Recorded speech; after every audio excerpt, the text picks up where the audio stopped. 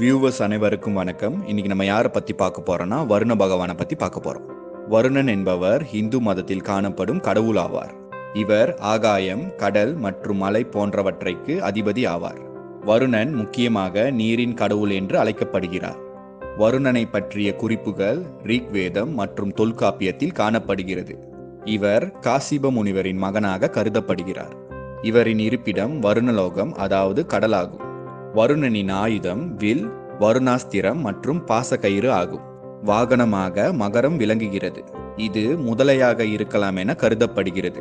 சில சமயங்களில் வருணன் 7 அன்னப்பறவை கொண்ட தேரில் வருவதாகவும் காட்டப்படுகிறார். வருணனுக்கு வருணானி என்ற மனைவியும் சுஷேனா, தக்ஷா, சவரைமனு, வசிஷ்டா மற்றும் வருணி என்ற பிள்ளைகளும் உள்ளனர். இவர் மேற்கு திசையின் காவல் தெய்வமாக கருதப்படுகிறார். வருணன் அசுர குலத்தில் பிறந்தவன் என ரிக்வேதத்தில் கூறப்படுகிறது. ஜப்பான் புத்த மதத்திலும் சமண மதத்திலும் வருணனை பற்றி கூறப்படுகிறது.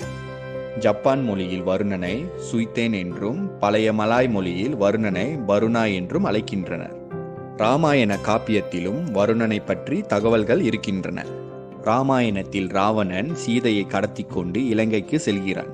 சீதையை ராவணனிடமிருந்து மீட்க இலங்கைக்கு செல்ல ராமருக்கு கடல் மிகப்பெரிய தடையாக இருந்தது. கடலை கடந்து செல்வது சுலபமான வேலை இல்லை என்பதால் கடலின் அதிபதியான வருணனை நோக்கி ராமர் வழிபட்டார். ராமர் தொடர்ந்து 3 நாட்கள் 3 இரவு வருணனை நோக்கி வழிபட்டு கொண்டு இருந்தார். ஆனால் வருணன் ராமனின் முன் தோன்றியதாக இல்லை. இதனால் 4வது நாள் ராமர் லட்சுமணனிடம் கடலின் அதிபதியான வருணனுக்கு கூட அமைதியான வழிபாடு பிடிக்கவில்லை போல் தோன்றுகிறது என கூறுகிறார். வருணனுக்கும் சண்டைதான் பிடிக்கும் போல் தெரிகிறது என்று ராமர் லட்சுமணனிடம் கூறுகிறார்.